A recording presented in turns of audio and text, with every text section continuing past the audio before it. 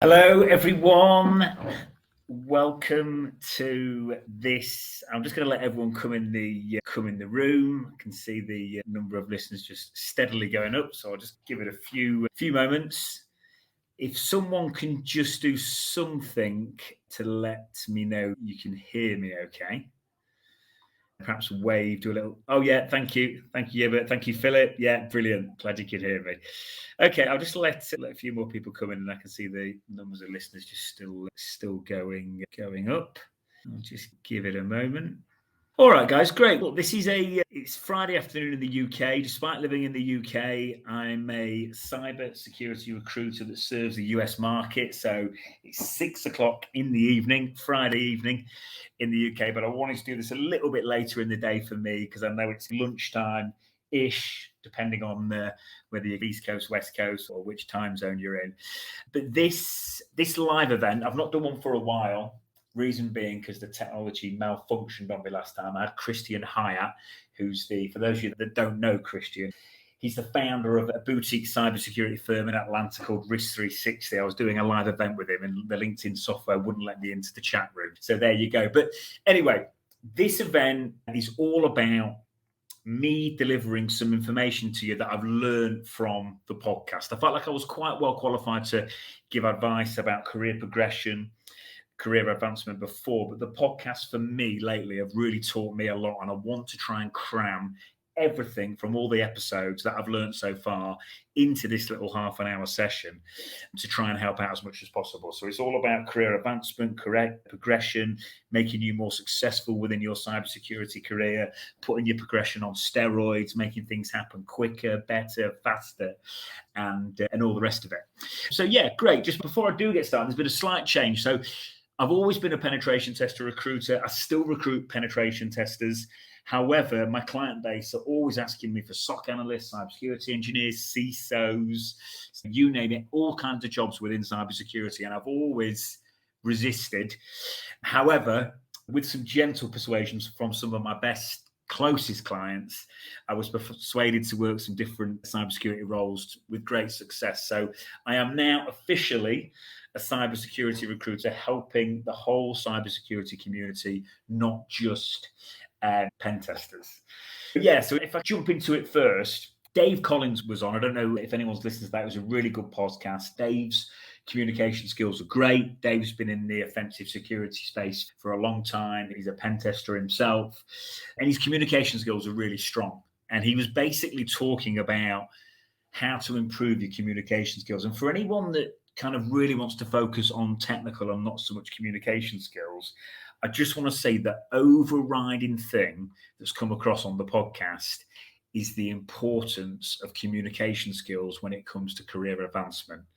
So Gene Harmon, the VP at 6gen, was talking about it. Tim Meaden, the founder of Red Siege, was talking about it a lot. Eric Cabadis, the founder of Include Security, was talking about it a lot. Christian from Risk 360. It's not been released yet, but I recorded a pod with him. Christian, Scott, and Travis from Gotham Security. They were talking about communication a lot. So communication, long story short, is absolutely paramount. And the tips that I've been given across the pod. So Dave was saying, you've got to get comfortable feeling uncomfortable. That is when you're in a state of growth. That's when you're moving forward. Honestly, when I come on these live events, when I'm recording the pods off air, I don't get too nervous. When I come on these LinkedIn lives, I get really nervous, and I'm nervous now. But I know that it's helping my communication skills. I know it's building my confidence. So anything you can do, whether it could be something as small as doing a post on LinkedIn, you could maybe have the confidence to do your own LinkedIn live event.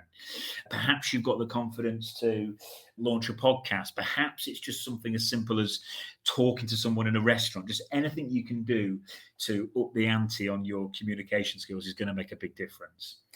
So another guest I had on was Brad Knight. So he's from FR Secure. Brad's one of the principals there. He's done it he's had a really successful career. And Brad's online brand is great. For those of you who don't know Brad, he does the biggest CISP.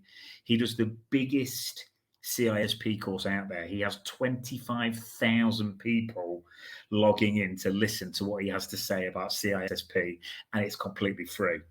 So Brad, he does that for free. He does threat hunting for clients that haven't got lots of funding potentially, or maybe they have, but he does threat hunting for potential clients or just generally for the community to help out with people that are suffering from cyber attacks. So basically, Brad's personal brand, Brad's ethos towards giving back to the community is just second to none. And on that particular pod with Brad, we spoke a lot about how personal brand can really help elevate and advance your career progression. So anything you can do within the community, I know from my own personal experience, most of you see I'm pretty lively on the LinkedIn platform. And I know from my own career progression, it's really helped. We win a lot of business on the client side. I meet lots of great candidates from a recruitment perspective, all because I'm so lively on LinkedIn, the YouTube channel. So anything like that, the more you give, it's the rule of the universe, the more you give, the more you get back. So if I think about it in terms of a cybersecurity engineer, SOC, CISO, pen tester, if you can document your progress on Hack the Box, Try Hack Me, or any learning resources that you're using within your cybersecurity career to help other people, prospective employers are going to see that, and it's going to make a big difference to your career advancement.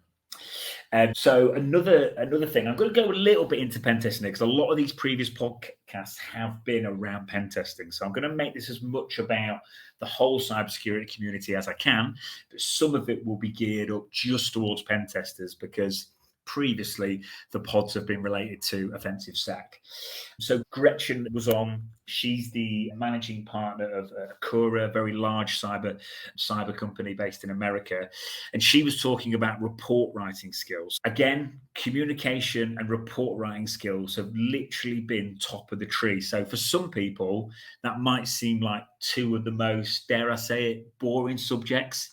If I talk strictly about offensive security, everyone wants to talk about popping shells, lateral movement, this, that, and the other, or maybe red team activities. But when I get these employers of pen testers, of cybersecurity folks on the pod, more often than not, they are massively interested in communication skills and report writing skills. The technical skills matter, of course, but they're just so fun to learn and develop and progress that naturally, they're as long as you're putting the effort in, they are going to be there.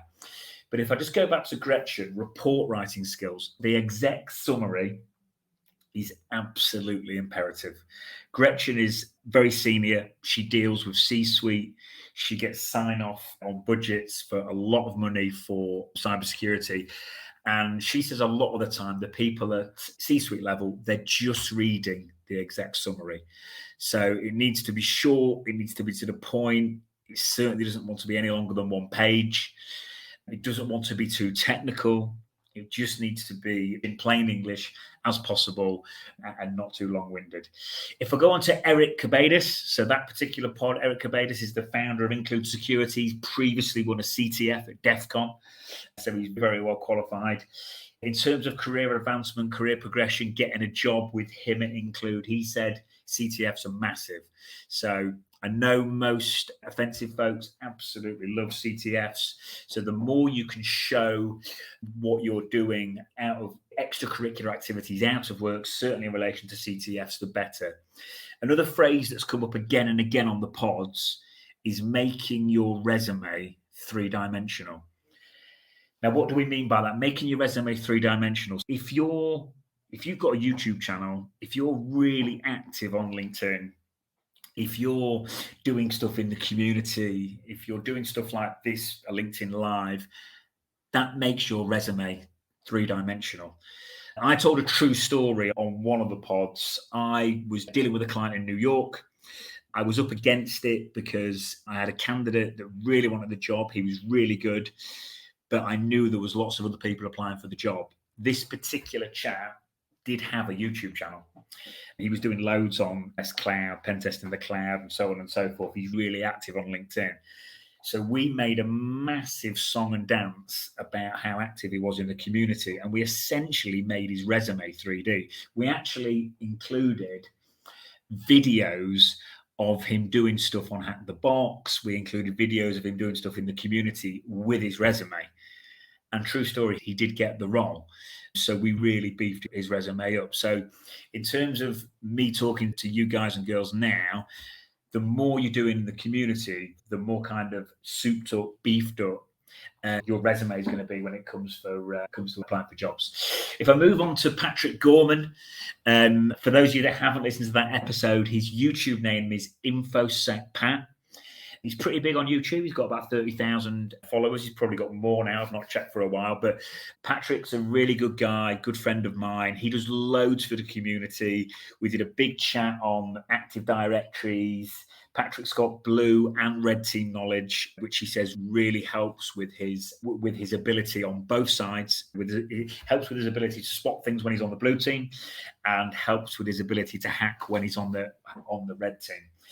One thing that Patrick did say, we had a big chat about certifications, and Patrick was saying most people will discount a lot of certs unless it's a SANS, an OffSec, or a PMPT. But Patrick was saying, look, if you are new to Security Plus is great, CEH is great because they give you that foundational knowledge. I get asked loads of questions about certs. The two podcasts I listen to, if you listen to Gene Harmon, the VP of 6gen, previous podcast, he has some great one-liners on what he thinks about certifications within security. Patrick does the same. So they're two episodes you can really listen back to, but they talk about the foundational approach and they talk about the upper echelon of certifications as well. Patrick Gorman, flicking back to InfoSecPat, he also talks about mentors. So I think everyone will agree having a mentor is vital. And one of the things that I think can put mentors off is asking silly, this is what Patrick was saying on the pod, and I do agree with him, asking silly questions. So he gets approached a lot on LinkedIn because of his YouTube channel, and people are asking him questions that are really quick, easy, and simple to find out on Google. So what he's basically saying is use your initiative first. If you want to ask a question, show that you've made some effort first yourself, and you're much more likely to get that mentorship, get that connection, or even get that question answered. But it's just a case of kind of sometimes just thinking outside the box. One of the biggest questions I get asked on a regular basis is certifications. What certifications are hot at the minute. A great way to find out is look on LinkedIn at the jobs that are being advertised in San Fran, California, New York, Boston, and look at what certifications they're asking for. Because then you'll know straight away what certifications are basically busting through HR, getting interviews, getting people's jobs, and aiding and facilitating people's career progression. That was another thing that came out on the pods as well. For those of you that have listened to them all, you'll know. For those that haven't, I'll let you know right now. A lot of the business owners that I've had on said certifications are just something that gets people through the door. Like a lot of these companies have got HR departments. They openly say, Gene, the VP of 6gen, said, the only way you'll get to me is if you've got certifications. Now, Gene knows there's some great people out there that haven't got any certifications, but he also knows you won't get to them unless you've got them. So the point I'm trying to make here is that certifications are great for self-development. The full-blown conclusion of the pod is that they are definitely worth the money. They're a great investment. They're worth having. But the other full-blown conclusion of the pod is that they are essentially HR busters. That's one of their best uses. So they do help. They are great for self-development, but they are essentially just great for getting through HR and great for career progression. If I go back to move on to Tim Meaden. So Tim Meaden is founder, owner, CEO of a company called Red Siege. He employs plenty of security folks. One thing he said, if you don't know the answer, just say, I don't know. He actually made me laugh in the pod because one of his interview questions is he purposely asks everyone that comes to interview for him, he purposely asks them a question that's impossible to answer. And he's just looking for someone to say, I don't know. So essentially, a top tip for him was just say, if you don't know, you don't know. Another thing as well, Tim does a thing called Offensive Wednesdays. Very good, great for self-development. I think he's live on LinkedIn every Wednesday. If you haven't checked it out already, please do. Next, I had Caitlin. She's the recruitment manager from Bishop Fox. She was great. Really enjoyed that episode with Caitlin. It's just been released this week, and we've had a really good reaction so far. It's been really cool. So there's loads of tips in there about resume formatting. Caitlin also talks about the importance of communication. She also says when you come to interview, if you interview at Bishop Fox, she's the recruitment manager, you'll meet Caitlin. She says, I know you're going to be nervous. So don't worry about being nervous. It's very normal. I know from prepping loads and loads of even really senior cybersecurity people for interviews, I know everyone gets nervous. In fact, if someone's not nervous for an interview, as a recruiter, I'm worried. That's a concern. So it's very normal to be nervous. It's a very good sign. Another thing Caitlin says that she's looking for, she's looking for what you're doing outside of work. So again, don't be afraid to shout about on your resume what you're doing outside of work. Extracurricular activities are really important. Next, we had Mark and Erin. So Mark's the founder, Erin's the CEO of a company called Occamset. They were great. Mark, for those of you who haven't heard that one, Mark was talking about some red team stories, some physical stuff, dressing up, hiding in places, from breaking into stores. It was a really entertaining episode. For those of you that are looking to get into red team work, for those of you that like physical red team work, that's a really good one to listen to. They're also bringing out a pen testing tool. And one of the first questions I asked Mark was, is this a threat to pen testers? He said, if you're a pen tester that just sits behind the tools and just runs Nessa scans all day, then yeah, massively. So that's another, obviously, I'm not saying that anyone does that, but it's a great reason to obviously stay ahead of the game, up your game, really get behind the tools, really get your teeth into manual pen testing and get better and better on the pen testing front. So guys, I think that's. Oh, sorry, actually, no, not quite. I'm going to open up to a few questions to everyone. I get asked loads of questions on LinkedIn, and I try and answer them in posts. I try and get back to everyone, but genuinely, my DMs are just absolutely crazy, and my job as a recruiter is also crazy. So long story short, I don't get to answer everyone. So this is like a real nice opportunity for people to ask me questions. I've not done LinkedIn Live for a while, so I think someone will probably just raise their hand and I can just allow you to speak or possibly type. But just finally, there was a bug bounty episode with my good friend Armin. And for anyone getting into bug bounty, Armin talked about really learning a particular system and a particular area of a system. So a lot of people dive into bug bounty, don't have much success and just move on. He was saying it was just the compound effect of consistently learning a system inside out, and he would spot anomalies, spot things that didn't look quite right, and it would make a huge difference. Another thing I was going to quickly talk about is Eric. So Eric has literally discovered, Eric's the founder of Include. He's a web app pen testing, absolute through and through web app pen testing pro. He's actually discovered new vulnerability classes in their entirety. So I've produced a very short clip of him explaining how to do that, because that's obviously something that's extremely impressive. Yeah, so guys, I hope this has been helpful so far. If anyone's got questions, great. If anyone's got any questions, do you want to just raise your hand with the emoji or anything like that? Anyone got any questions at all? No, it's fine. If anyone has any questions before we finish, just let me know. Hang on, is someone? Oh yeah, great. Okay, just bear with me. Right, let me just work out how to do it. Right, I'm just going to allow you to speak, Jobin. Just 1 second, my friend. Are you there, buddy? Hey there. Hey Thomas, how are you? Yeah, I'm good, mate. How you doing? You okay? Good. Thanks for the wonderful podcast. I have a question. Like the names you all mentioned in the podcast, is there a way we can get the links to a YouTube channels or LinkedIn profile so we can also follow them? Yeah, there is actually. So I've previously done a post tagging everyone in that's been on the pod so far. So you can Mhm. I can repost that. I'm just going to literally write a note now and make a note of that. So I can repost that post that I've done, and I'll tag everyone in that's been on. Are you familiar with are you familiar with my YouTube channel? Yeah, I do.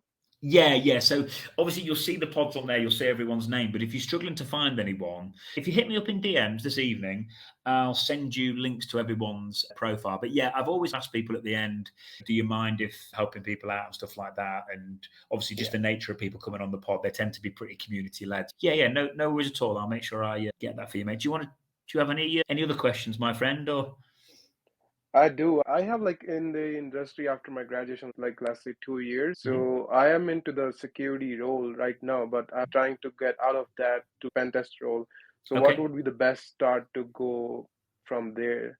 Let's say, should I go to the immersion side or should I go for bug bounting? Which is the best way to get going? I think a lot of it will depend what your real passion is, because whatever you're going to do, if you're going to get really good at pen testing AWS, Azure, if you're going to become like a king of web apps, if you're going to get really good at mobile or hacking hardware, it's going to get Hmm. really hard at some point. And at some point, you're probably going to not feel like giving up, but you're certainly going to find it challenging. You're probably going to get setbacks. So I think something that you're really passionate about, because I know from personal experience in my job, when times Hmm. get tough, it's the passion that kind of drives you through. Do you know which aspect of pen testing you love the most? Or Yeah, I do. I'm mostly into the networking side and also the AD and cloud side. So those three things okay, are what I'm passionate about. okay. So by the way, cloud at the minute, like my client job orders I've had on pen testing, anyone with cloud experience is so in demand. It's unbelievable. I would say Azure, GCP in that order. So the more you can learn about AWS and Azure, I would say the better. And I think just anything you can do to stand out. Another thing that Gene Harmon said at the end of as an interview tip from six VP from 6th Gen, he said at the end of every interview, he said, "Have you Hmm. got any questions?" And every single junior pen tester says, "When can I start red teaming?" And he says it just sounds like a broken record, like everyone's saying the same thing. And he actually said on the pod, if you can show him something else, if you've excelled in pen testing AWS, he said you're probably going to teach him something on an Right. interview, and that would make you stand out, and that would probably really help you really increase your chances of getting the job. So I think the fact you're into clouds, wicked. Obviously, just the web apps everywhere, just with the nature of obviously web applications are everywhere. So web app pen testing is a necessity. But if you can mix that in with some Hmm. cloud stuff, that would be wicked. I see. And, Yeah, and, thanks and for if the advice. no, so if you want to ask anything else, mate, I don't know if anyone else is going to have any questions. So if you want to ask anything else, feel free, my friend. Okay, the next one would be for the resume. I've been applying to like many jobs, and I know the like market in Canada is pretty down due to recession. I have not been getting any callbacks or any interview emails. So any Yeah. So just so you know, right, so say one of my clients that I'm working for at the minute, they will only get me to work on a very senior role, because senior is like a top senior is really hard to true. get your hands on. So that's why they use me. But juniors, I think from listening back to the pods, that they're going to get about 400-500 applications. So you've got to do something to stand out, whether that's putting a funny GIF in the Hmm. email, whether that's actually posting your resume in. I know that's worked before, whether that's really personalized. If you go on LinkedIn, you can see who the job advert is assigned to on the recruiting team. So then you could go on their profile and you could look at what they've got going on LinkedIn, and you could write a like heavily personalized message with your application. I think that would help. Yeah, posting it would help. I've known people to send useful books to recruiters to the main office, just anything that can make you stand out. And then another thing that will make you stand out. I'm just looking on your profile now, actually, buddy. Another thing that will make you stand out, and I know it's easier said than done, and I know there's a cost element, but Hmm. OSCP, OSCP will really help. Okay, okay. I was planning to do some certs like OSCP or CEH, but I was thinking like going for the junior certification first. So what are your thoughts on that? If somebody knows so a lot of stuff, should they go for junior or should they go for the Yeah. like OSCP? So I think I think the sooner you can get OSCP, the better. I don't think you should rush it because I don't want you to rush it and pay for it and not pass it. I think you should purchase all the lab time. But if you're ready to do OSCP and it's affordable, I think do it. Another thing, by the way, there's a guy called Tyler Ramsby. So he works for Rhino Labs and he's a junior. And I should have mentioned him actually in the main talk. I can't believe I haven't. The episode's not been released yet, but it's going to be released really soon. So he is very junior, but he's just got a job as a pen tester at Rhino Labs. And the reason he's done it is he's great at what he does. He's very talented. He's very technical. But also a massive thing that's helped Tyler is his brand is amazing. He's on Twitch. I seem to be on Twitch constantly, but you should add him, Tyler Ramsby. I'll send you I'll put a post out about Tyler. In fact, I tagged him in a post this week, so you'll be able to find him on my profile really easy. But he's always on Twitch. I think he does LinkedIn Lives. He's got a YouTube channel. He's really big on LinkedIn.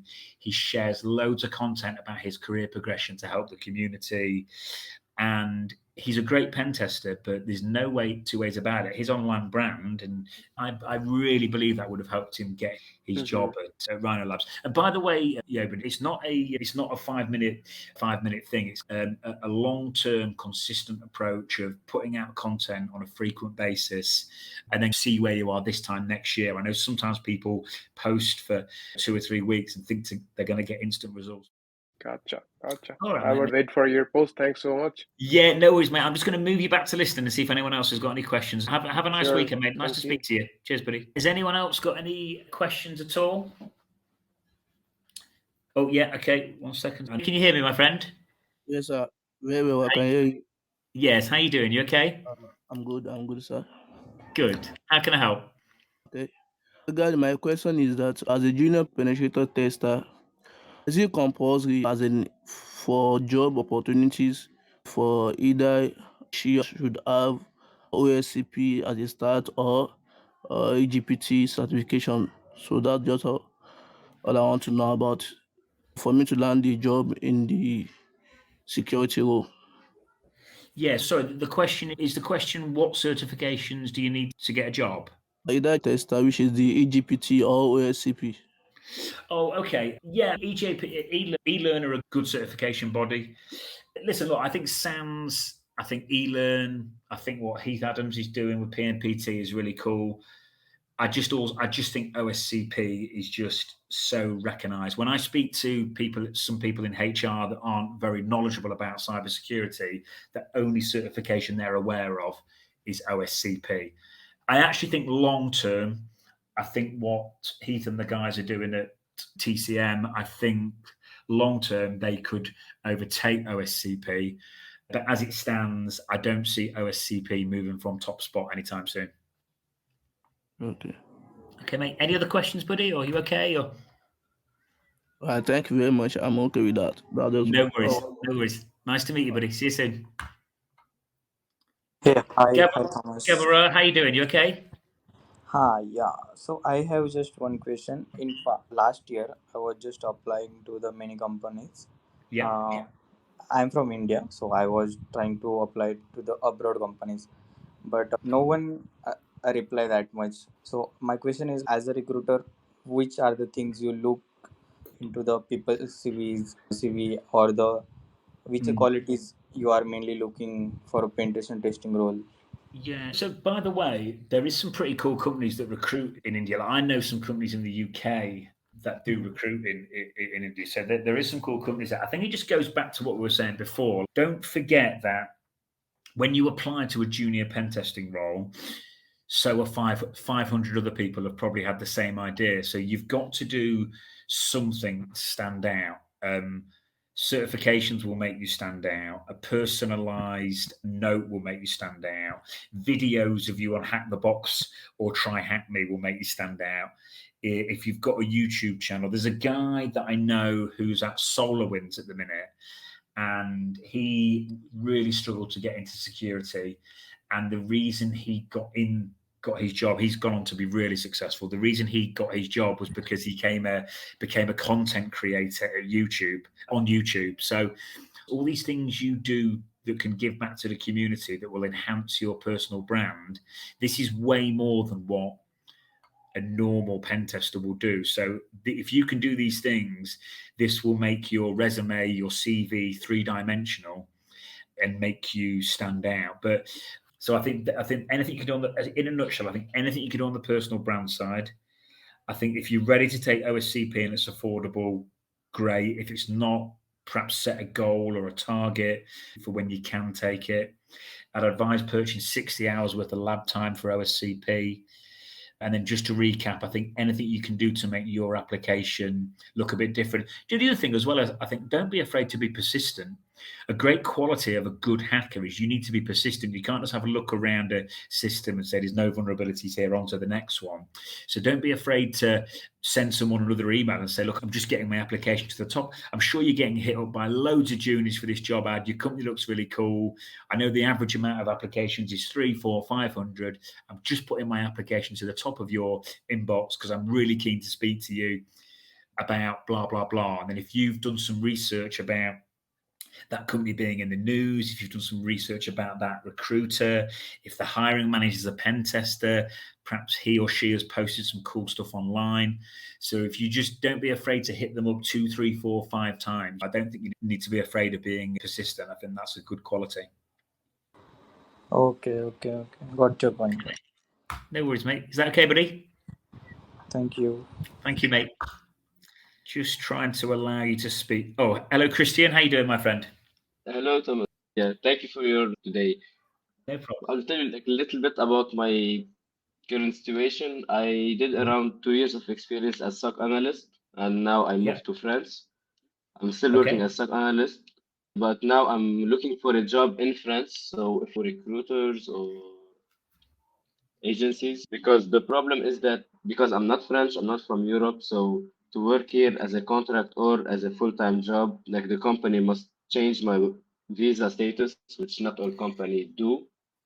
Yeah. So I'm gonna have to look for internships. I did multiple interviews, but most of them they tell me that I'm overqualified for internship. But like at the end, I don't care. I just need like an internship or anything in France to be able to stay in France.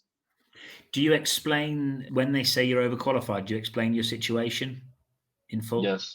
Yeah. And I ask if they have a job. Mostly they do not have, but I always say I don't care. Just I can take an internship. I can take the job task as a full-time job, but with the status of intern, I don't really mind. Okay. What about, can you work as a contractor? Can you set up your own company and work as a contractor? Would that help? Honestly, I didn't think about this solution. I don't know if the solution is so not scary, but kind of complicated. Yeah, so you could set up a company and work as a contractor. It's obviously you won't have the job security. Your day rate will be much higher because you're working as a contractor. Christian, I'll be really honest with you. I've only ever recruited one person in France in my whole life. There's a company I was recruiting for in Miami that we were recruiting for a company in Miami on a global basis. And I recruited one guy in France. All I know is that the taxes are pretty high there, but it's a nice place. I've been to Paris before. That would be my only suggestion, mate, is either keep applying away for time jobs. Obviously, it's going to be a bit hard because of your visa status and so on and so forth. So my other suggestion will probably be utilize it. Make sure you stay within the legal parameters and do everything properly. But I'd perhaps look at setting up as a contractor. That could be appealing because it sounds to me like you're qualified, you know what you're doing, but companies are looking at you and going, God, there's so much work I've got to do here, do this, do that. Whereas if you can approach them and go, I'm ready to go, I've got a company set up, I can invoice you on a monthly, weekly, quarterly basis, whatever it is, or a 2-weekly basis for my work, they might just look at you and go, God, this guy's really qualified. This is all sorted. Great. So that would be my suggestion. But my only experience is a SOC analyst. So how could I be a contractor as a SOC analyst, not as a penetration tester? Yeah. So if your experience is as a SOC analyst what I would probably advise is if you're experienced as a SOC analyst, I would try and be a contractor Yes. somewhere as a SOC analyst that also employs pen testers. Okay. There's quite a lot of companies with red and blue teams. So I would probably do that, maybe go in there on a bit less pay on the proviso that they're going to teach you the offensive side and you're going Yeah. to really deliver for them on the defensive side. Does that make sense? Yeah, I really would love to switch to the offensive side. Switch to Mm. offensive side, of course. Yeah, so the best thing to do is because you've already got the blue team skills. Yes. I would try, as a contractor, I would go in on the blue team, and then I would get a company that's got a red team, and then they can teach you the red team skills, perhaps in exchange for less pay, or you do more hours, or maybe if you find a nice company, they'll just teach you anyway because it'll be advantageous for them to have Yeah. someone that's got both blue and red team. Like contacting HRs and recruiters just because when I apply to job, I'm rejected directly. So now I contact on LinkedIn recruiters. What are you direct? Maybe it's easier this way. Yeah, you rejected directly because of the visa situation. Yes, that's right. Yeah. Okay. Maybe the contractor one. Maybe ask companies if they would take you on as a contractor, because then if they say yes, then you know it's definitely worth going through all the work of setting up your own company as a contractor. If you can get 3 or 4 companies that say yes to you, then essentially as soon as your company's set up, you know that you're sorted. Does that make sense? Yeah, but I think I will have to go through the visa process to set up a company. Okay. That's the whole issue. Yeah. Okay. I'm not sure.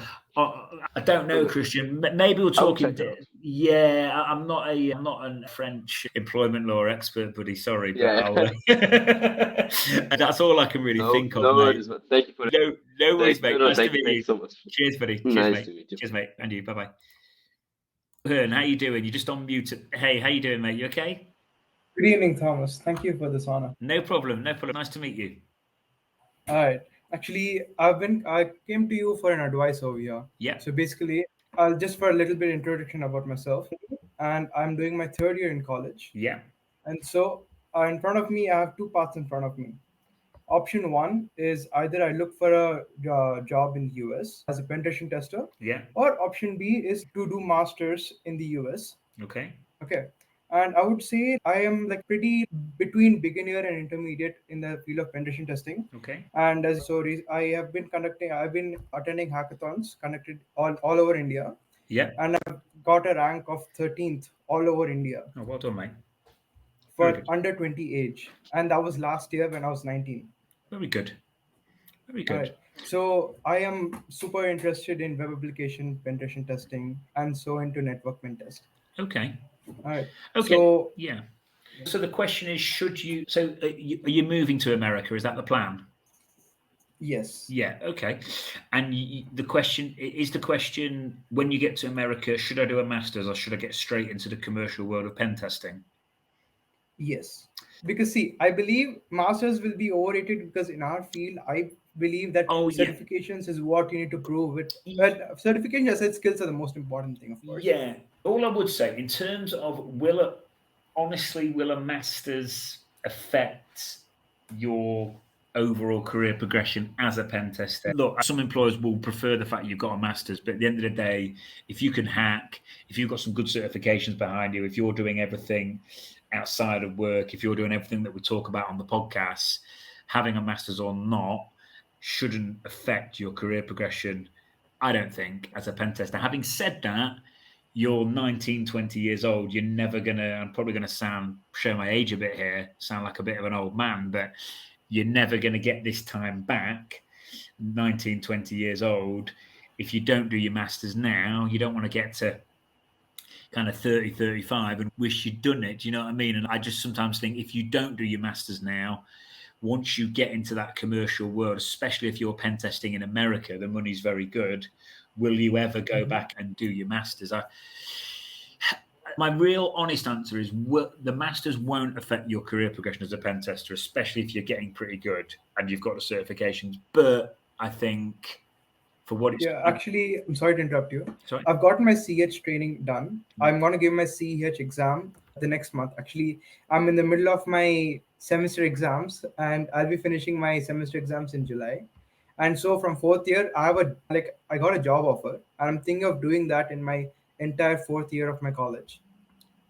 Okay. So would this also experience help me get a job in the US as a junior pen tester, or should I still pursue masters? Yeah, so remember when you get to America, it's still going to be hard. That commercial experience will really help. That'll make you stand out. That's something really unique and different.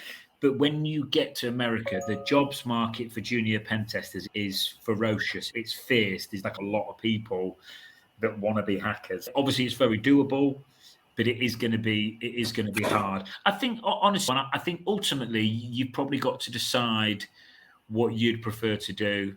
I think if you don't do your masters now, you maybe won't do it, and you maybe will regret it later on in life.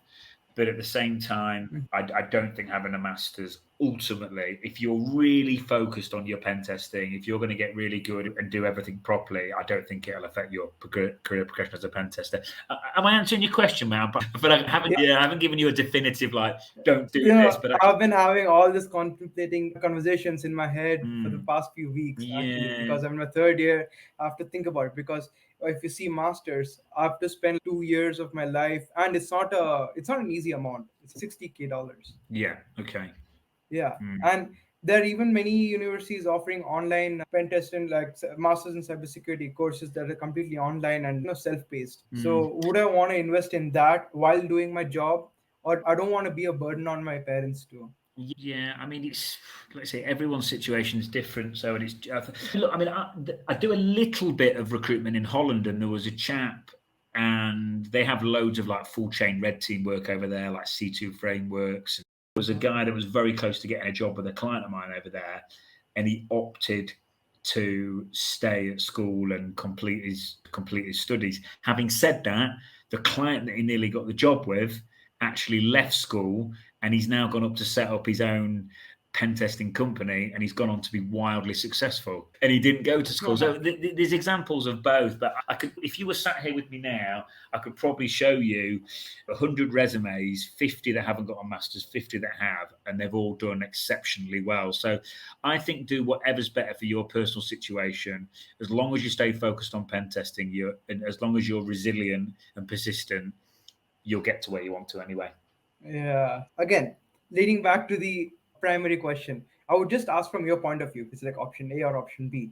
Option A is look for a job in US and try and get it. Option B, go to the US for a master's. I'm just asking from your point of view, which one will it be? Option A or option B? It's a tough one. It's a tough one, mate, and I don't want to be that guy that advises you to skip education. But if you're asking me to be really honest, mate, I would really go for broke and focus on your pen testing. And I know some people that might be a controversial answer, because I'm essentially telling you to skip your masters, but get on the pen testing, invest the money in certifications instead, and don't give up. All right. If you would suggest me, I'm done with Hack the Box. Not Hack the Box. I'm more into Try Hack Me and stuff. And after my CH, I'll be planning for a SANS certificate, or I'll try again for OSCP. Yeah. Mostly, I'm like 80% familiar with their subject, with their course syllabus and stuff. Yeah. All I need is a little prep for the certification and for the practicals, and I'll be good to go. Okay. I consider myself pretty knowledgeable for a guy of my age. Yeah. All right. So I want to know, what are the steps I should do right now so I can start preparing, looking for jobs? I'll pass out probably in the July of 2024. So how would you suggest that I start preparing for getting myself ready into the US market? Okay, so what I would do is I'd get really active on LinkedIn. I would do the stuff I'm talking about, the personal brand. You've got a really nice chance to really up the ante on your personal brand. I would look at who's posting job ads for junior pen testers in America. I would follow them all on LinkedIn. I would connect with them all on LinkedIn. I would start sharing their content on LinkedIn. I would try and build some relationships with these internal recruiters that are hiring junior pen testers, because as an agency recruiter, I just operate right at the senior end of the market. So the internal people are going to need that. You're going to want to make them your best friends. They're often called, by the way, when they're internal, they're often not called recruiters. They're called talent acquisition. So you want to be connecting with as many talent acquisition people as you can. You can blast out connections on LinkedIn. LinkedIn will block you when you've sent so many a week, and then they'll release it again on a Sunday. So you, between now and when you get to America, you can absolutely just connect with so many TAs, talent acquisition people, and you can do anything and everything to show them that you're different. You could request meetings with them. You could do anything you can to try and get ahead of the game and build that relationship. Perhaps you could request some in-person meetings for when you get there. Maybe you could have 10, 15, 20 in-person meetings booked between now and this time next year to really give you an increased chance of landing a job when you get there straight away. Yeah. Is that helpful? That was really helpful, man. Good. Anything else, Owen? No. That will be all. All right, Thanks mate. a lot. Have a great weekend, mate. Nice to meet you.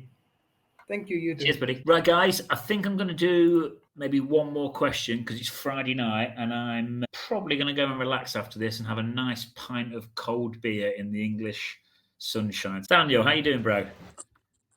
Yeah, I'm fine, thank you. Hi, Thomas. How you doing? Yeah, I'm doing fine, thank Good, you. good. Yeah. I've been listening to the program. It's very insightful, Good. and thank you guys for sharing the insights about the jobs and everything. No problems. I just want to ask you some few questions. I know you're based in the UK, if I'm right. Yeah, that's it. So I want to know about the SOC analyst, like a job insight about the SOC analyst in the UK as a whole, and does it require CISSP or all those like managing certifications Yeah, to be in a lead position? Yeah, so I don't do any recruitment in the UK. Everything I do is in America. So I live in the UK. Oh. Yeah, I live in the UK, but everything I only recruit in America. In terms of ideal certifications for SOC, I would say GCIH, GCAI, GSLC, Splunk Core. I've seen OSCP for a lot of SOC analysts positions over the years. GWAP could also be pretty useful for you. But I would Daniel, just reverse engineer the situation. So if there's certain companies that we do something in recruitment called a Dream 100 list, where we have dream companies that we want to work with. You could do like a Dream 100 companies list and just look at all their job adverts, look at what certifications they're asking for. And you'll probably find there'll be consistency across a number of adverts, a number of job adverts, so you can look at what they're after. But some certifications are great. Some certifications are also expensive. But I know from personal experience of recruiting SOC analysts that, yes, some of the SAM certifications are going to be advantageous for your career progression. That's very nice. Thank you for that. All right, mate. I take some notes, so I'll go back to them. Okay. So I really appreciate. The next question I wanted to ask is that I'm in my career whereby I'm looking for some managing position. Yeah. Do you think that the CSIM and CISP would be very beneficial for me? Yeah, definitely. If you're getting into management, CISSP is going to be an absolute definite. And what I would do as well, Daniel, is if you look on the podcast, so Brad from FRS Secure, I mentioned earlier in this live chat that he does a course for CISSP. I think 25,000 people attend. It's completely free. He just does it for the community. It's him and I think the co-founder or the founder of FRS Secure, who's called Evan. So Evan and Brad do that course, and from what I hear, it is amazing. So if you can get on that course, watch any recordings of that course on YouTube, feel free to reach out to Brad on LinkedIn as well and just say you've heard him on my podcast. He's a really nice guy. He's busy, but he's a really nice guy. But yeah, essentially, yes, that's going to help. And Brad's course is also going to really help you nail that cert. Thank you very much, Thomas. No worries, mate. That is all. No worries, mate. Have a great weekend, mate. All right, guys. Listen, I hope everyone has a really nice weekend. Thanks for logging in. I hope everyone's enjoyed it. Feel free to shout. Feel free to comment on the post, feedback, or what you thought of the event. If you liked it, let me know and share the post and comment on it, and perhaps I'll do another live event. And obviously the podcast will continue to come out on a weekly basis. All right, guys, listen, have a great weekend. Thank you for everyone that's attended, and I'll see you all soon. Thank you.